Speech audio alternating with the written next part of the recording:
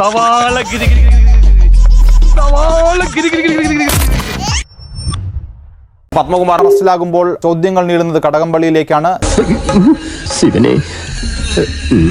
ഇളക്കുന്നത് അവരുടെ കാര്യം, സ്വർണം പൂശുന്ന അവരുടെ കാര്യം. പൂശുന്നോ ഇല്ലെന്ന് അന്വേഷിക്കേണ്ട കാര്യം ദേവസ്വം മന്ത്രിക്കില്ല. പൂശാൻ പറയാൻ ദേവസ്വം മന്ത്രിക്ക് അധികാരമില്ല. ഇളക്കാൻ പറയാൻ അവകാശമില്ല. ഇന്നലെ മുതൽ കടകംപള്ളി സുരേന്ദ്രൻ വളരെ അസ്വസ്ഥനാണ്. അപ്പൊ ഇതിനകത്ത് എന്തോ ചുറ്റിക്കളി ഉണ്ടല്ലോ. എന്ത് ചുറ്റിക്കളി? ഒരു ചുറ്റിക്കളി ഇല്ലല്ലേ? ഉപ്പ് തിന്നവൻ വെള്ളം കുടിക്കും. പത്മകുമാറിനെതിരെ എന്തെങ്കിലും പങ്കുണ്ടെങ്കിൽ പത്മകുമാർ അത് അനുഭവിക്കേണ്ടി വരും. ഉപ്പ് തിന്നവർ വെള്ളം കുടിക്കാൻ പോരാ, അവരെ കൊണ്ട് ഉപ്പ് തീറ്റിച്ചവരും വെള്ളം കുടിക്കേണ്ടതായിട്ട് കേൾക്കും. ഇപ്പം പത്മകുമാർ കുറ്റക്കാരനാണെന്ന് പറയാനിപ്പോ പറ്റില്ല. ഇപ്പൊ ചോദ്യം ചെയ്യുന്നേ ഉള്ളൂ. ആരെയും സംരക്ഷിക്കുകയും ചെയ്യില്ല, ആർക്ക് വേണ്ടിയും ഏതെങ്കിലും രീതിയിലുള്ള നിലപാട് വ്യത്യസ്തമായി എടുക്കുകയും ചെയ്യില്ല. നിലപാടില്ലാത്തത് കൊണ്ട് പിന്നെ വ്യത്യസ്തമെന്നോ വ്യത്യസ്തം അല്ലാത്തതെന്നോ ഉള്ള ഒരു പ്രശ്നം അവിടെ ഉദിക്കുന്നില്ല. പാർട്ടി വിശ്വസിച്ച് ഏൽപ്പിച്ച ഒരു ഉത്തരവാദിത്തമാണ് ദേവസ്വം ബോർഡ് പ്രസിഡന്റ്. അവിടെ രേഖാമൂലമായ കൃത്രിമം നടത്തി. സ്വർണം ചെമ്പാകുന്നു, ചെമ്പ് പിച്ചളയാകുന്നു, പിച്ചള പിന്നെയും ചെമ്പാകുന്നു. ഇനി എന്തെല്ലാം വരാനുണ്ട്, എന്തൊക്കെ പ്രോസസ് കഴിഞ്ഞാലാണ് ഇവർ കുറ്റവാളിയാണോ അല്ലയോ എന്നൊക്കെ മനസ്സിലാവുക. ആരെയും ഞങ്ങൾ സംരക്ഷിക്കൂല, എല്ലാവർക്കും ഒറ്റ നിലപാട്. പക്ഷെ പറഞ്ഞെത്തുമ്പോ അതിന് കുറ്റം ചെയ്തെന്ന് തെളിഞ്ഞില്ലല്ലോ. ഇനിയിപ്പോ എത്ര സ്റ്റെപ്പുകൾ കിടക്കുന്നു, അതൊക്കെ കഴിഞ്ഞിട്ട് ഞങ്ങൾ ഞങ്ങളുടെ നിലപാട് പറയാം. അതൊരു സ്വതന്ത്രമായിട്ടുള്ള സ്ഥാപനമാണ്. ഗവൺമെന്റ് അതിനകത്ത് കൈകടത്താനോ ഗവൺമെന്റ് അതിനകത്ത് എന്തെങ്കിലും അഭിപ്രായം പറയാനോ സ്വാതന്ത്ര്യമില്ല. ദേവസ്വം മന്ത്രിക്ക് യാതൊരു റോളും ദേവസ്വം വകുപ്പിൽ ഇല്ലാത്ത സ്ഥിതിക്ക് എന്തിനാണ് ഇങ്ങനെ ഒരു പൊസിഷൻ കേരളത്തിൽ കൊടുക്കുന്നത്? മനസ്സിലാകുന്നില്ല.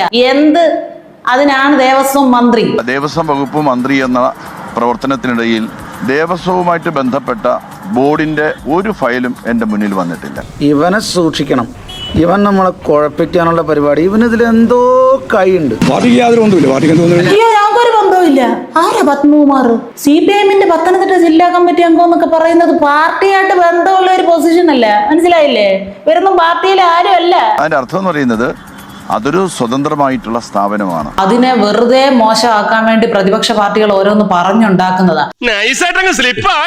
ഇനിയിപ്പോ ഈ അറസ്റ്റിലായ വാസുവും പത്മകുമാറും BJP-കാരനോ അല്ലെങ്കിൽ കോൺഗ്രസ്സുകാരനോ ഒക്കെ ആണെന്നും കൂടെ പറഞ്ഞ കുറച്ചും കൂടെ ജനങ്ങളുടെ വിശ്വാസ്യത നേടിയെടുക്കാൻ പറ്റുമെന്നാ. ദേവസ്വം ബോർഡിന്റെ തീരുമാനങ്ങൾ ദേവസ്വം ബോർഡിന്റേത് മാത്രമാണ്. പാവം ദേവസ്വം മന്ത്രിക്ക് യാതൊരു റോളും ഇല്ലായിരുന്നു ആ വകുപ്പിൽ. സ്വർണം എന്നുള്ളതൊന്ന് തിരുത്തി ചെമ്പ് എന്ന് എഴുതി. ഇനിയിപ്പോ സ്വർണ്ണമാണെങ്കിലും എന്താ, ചെമ്പാണെങ്കിലും എന്താ, എല്ലാം ലോഹമല്ലേ. നിന്റെ വേലയൊക്കെ മനസ്സിരിക്കട്ടെ. അവരുടെ തീരുമാനങ്ങൾ ഈ സ്വതന്ത്ര സ്ഥാപനങ്ങളിൽ അടിച്ചേൽപ്പിക്കാനായിട്ട് അവർ ശ്രമിച്ചിട്ടുണ്ടാകും. എനിക്ക് കൃത്യമായിട്ട് പറയാൻ സാധിക്കുന്നില്ല. അങ്ങേർക്കൊന്നും പറയാൻ സാധിക്കുന്നില്ല, അങ്ങേർക്കൊന്നും ഓർമ്മയില്ല. ഇനി അംനീഷ്യ ബാധിച്ചെന്നും പറഞ്ഞൊരു മെഡിക്കൽ സർട്ടിഫിക്കറ്റും കൂടെ സംഘടിപ്പിച്ച അണ്ണന്റെ കാര്യം ഓക്കെ. ഒരു ഭാഗത്ത് കളവടക്കുന്നു, ഒരു ഭാഗത്ത് നവോത്ഥാനം നടത്തുന്നു. എന്തൊരു അതിക്രമണം നൽകുന്നു. അതൊക്കെ കണ്ട ആളുകൾ കോരിത്തരിക്കുന്നു, കൈയടിക്കുന്നു. ഇതാ കേരളത്തിൽ നവോത്ഥാനം പൂർത്തിയായി. എന്തൊരു വലിയ പ്രഹസനമാണ്, എന്തൊരു വലിയ തട്ടിപ്പാട് നടത്തിയത്. ദേവസ്വം ബോർഡ് എടുത്തിട്ടുള്ള ഒരു തീരുമാനവും ഗവൺമെന്റിന്റെ അറിവോടെയല്ല, ഗവൺമെന്റിന് താല്പര്യമുള്ള വിഷയമല്ല. അത് ക്ഷേത്രമാണല്ലോ, പക്ഷെ അവിടുന്ന് കിട്ടുന്ന അതിനോട് താല്പര്യമുണ്ടല്ലേ. അയ്യപ്പനോട് താല്പര്യം ഇല്ലെന്ന് എല്ലാവരും അടിവേറും താങ്ങി നിൽക്കുന്ന കണ്ടപ്പോ മനസ്സിലായി. ഗവൺമെന്റിന്റെ അറിവോടുകൂടിയല്ല ഒന്നും ചെയ്തത്. ദേവസ്വം ബോർഡ് ആരൊക്കെയോ ചേർത്ത് പാളിയെല്ലാം അടിച്ചു മാറ്റി. എന്നിട്ട് ഇതിപ്പോ സർക്കാരിന്റെ തലയിൽ വെക്കുകയാണ്. ഞങ്ങൾക്ക് ഇതൊന്നും താല്പര്യമേ ഇല്ല. എന്ത് ചെയ്യാം, എന്റെ സ്വഭാവമായി പോയി. അത് ഭക്തരും അതുപോലെ തന്നെ ദേവസ്വം ബോർഡുമായി ബന്ധപ്പെട്ട പ്രശ്നങ്ങൾ മാത്രമാണ്. പ്രഥമ ദൃഷ്ട്യാ തന്നെ അഴിമതിയാണ്, അല്ലെങ്കിൽ കൃത്രിമമാണ്, മോഷണമാണ്, കൊള്ളയാണ് എന്ന് ബോധ്യമായിട്ട് ഈ സഖാവിനെ അറസ്റ്റ് ചെയ്തു. അദ്ദേഹത്തെ കയ്യാമം വെച്ചില്ല എന്ന് മാത്രം. അതുപോലെ ഇനി കുറച്ചാളുകളും കൂടി ഞങ്ങളുടെ കൺമുന്നിൽ ഇങ്ങനെ പോലീസ് ജീപ്പിൽ കൈവലങ്ങൊക്കെ വെച്ച് പോകുന്നത് കാണുമ്പോ ഭക്തജനങ്ങൾ ഒന്നാകെ ധന്യരാകും. ഇനി പോലീസ് കേസിൽ പത്മകുമാർ ഒഴിച്ച് വേറെ ആളുകൾ പ്രതിയാക്കുമെന്ന് ചോദിച്ചാൽ അത് ബുദ്ധിമുട്ടാണ്. കാരണം എന്ന് വെച്ചാൽ ഒന്നാമത് വലിയ നേതൃത്വത്തിലേക്ക് പോകാൻ പറ്റിയില്ല. പത്മകുമാറിനെ സംബന്ധിച്ചിടത്തോളം രേഖാപരമായ തെളിവുണ്ട് അദ്ദേഹം നടത്തിയ കൃത്രിമങ്ങൾക്ക്. എന്റെ കഷ്ടകാലം എന്നല്ലാതെ എന്ത് പറയാം. അദ്ദേഹത്തെ പ്രതിയാക്കാൻ സാധിക്കും. നേരെ മറിച്ച് ഇതിന് പുറത്തുള്ള ഒരാളെ പ്രതിയാക്കണമെങ്കിൽ അത്ര എളുപ്പമല്ല. അതിന് തെളിവുണ്ടേ. വെറുതെ നമുക്കറിയാം ഇന്ത്യൻ ആളുകൾക്കായിരിക്കും ഇത് ചെയ്തതെന്നുള്ളെങ്കിൽ പോലും. ആ വാസുവിനെ കൈവലങ്ങൊക്കെ അണിയിച്ചുകൊണ്ട് പോയത് കണ്ടപ്പോ എന്തൊരു സമാധാനവും തൃപ്തിയായിരുന്നു എന്നറിയാവോ. അപ്പൊ പത്മകുമാറിനെ അറസ്റ്റ് ചെയ്ത് 10 ദിവസമായതിനു ശേഷവും അദ്ദേഹത്തിന്റെ പേരിൽ പാർട്ടി പ്രഥമ ദൃഷ്ട്യാ പോലും ഒരു കുറ്റം കാണുകയോ അല്ലെ അദ്ദേഹത്തെ അച്ചടക്ക നടപടിക്ക് വിധേയമായിട്ട് പാർട്ടിയിൽ നിന്ന് സസ്പെൻഡ് ചെയ്യുകയോ അല്ലെങ്കിൽ മേൽ നടപടിക്ക് കമ്മിറ്റി രൂപീകരിക്കുക ഒന്നും ചെയ്യുന്നില്ല. അദ്ദേഹം ഇപ്പോഴും ജില്ലാ കമ്മിറ്റി മെമ്പറായിട്ട് ജയിലിൽ കിടക്കും. ഒരു പ്രസിഡന്റ് വിചാരിച്ചാലൊന്നും ശബരിമലയിൽ നിന്ന് സ്വർണ്ണം ഒന്നും അടിച്ചു മാറ്റാൻ ഒക്കത്തില്ല എന്നുള്ളത് എല്ലാവർക്കും നാട്ടുകാർക്കും അറിയാവുന്ന കാര്യമാണ്. അത് വളരെ കൗതുകരമല്ല. അപ്പൊ അത് വിരൽ ചൂടുന്നത് എവിടേക്കാണ്? ഈ വലിയ സ്വർണ്ണ കൊള്ള നടത്തിയത് പാർട്ടിയുടെ അറിവോട്ടാണ്, പാർട്ടിയുടെ താല്പര്യപ്രകാരമാണ്. ഇതിൽ ആർക്കൊക്കെയാണ് ലാഭം ഉണ്ടായത്, അല്ലെങ്കിൽ പാർട്ടി ഫണ്ടിലേക്ക് എത്ര കിട്ടി എന്നുള്ള ചോദ്യത്തിന് മാത്രമേ ഇതിപ്പോൾ ഉത്തരം കണ്ടെത്തേണ്ടതായിട്ടുള്ളൂ. എന്റെ മാനം കെടുത്താൻ വേണ്ടി കച്ച കെട്ടി ഇറങ്ങിയിരിക്കുക ഇയാൾ. അത് ഭക്തരും അതുപോലെ തന്നെ ദേവസ്വം ബോർഡുമായി ബന്ധപ്പെട്ട പ്രശ്നങ്ങൾ മാത്രമാണ്. ഇവിടുന്ന് കിട്ടുന്ന വരുമാനം എവിടോട്ടാ കൊണ്ടുപോകുന്നേ? ഈ ഭക്തരുടെയൊക്കെ വീടുകളിലോട്ട് വീതിച്ചു കൊടുക്കുവാണോ അതോ ദേവസ്വം ബോർഡ് മൊത്തം അങ്ങെടുത്ത് ചെലവാക്കുകയാണോ? അവരെല്ലാരും കൂടെ തിന്നു തീർക്കുവാണോ? സർക്കാരിന് ഇതിലൊന്നും യാതൊരു റോളും ഇല്ലേ? ഓവറായ എന്തോ എനിക്ക് വട്ടാണെന്ന് വിചാരിച്ചോളൂ. ആഗോള അയ്യപ്പ സംഗമം നടത്തിയത് എവിടാ? മന്ത്രിമാരുടെ വീടുകളിലായിരുന്നോ മാറി മാറി? അത് എന്തിനാ ആഗോള അയ്യപ്പ സംഗമം നടത്തിയത്? എന്തൊക്കെയോ പറഞ്ഞ് തള്ളുന്ന കേട്ടായിരുന്നല്ലോ. ഇന്റർനാഷണൽ ലെവലിൽ എത്തിക്കും, ഇന്റർനാഷണൽ പിൽഗ്രിം ടൂറിസ്റ്റ് സെന്റർ. അങ്ങനെ പറഞ്ഞു, പക്ഷെ ഞാൻ മറന്നുപോയി. അത് ദേവസ്വം ബോർഡിന്റെ പരിപാടിയായിരുന്നോ? അതിലൊന്നും സർക്കാരിന് ഇപ്പൊ യാതൊരു പങ്കുമില്ല അല്ലേ?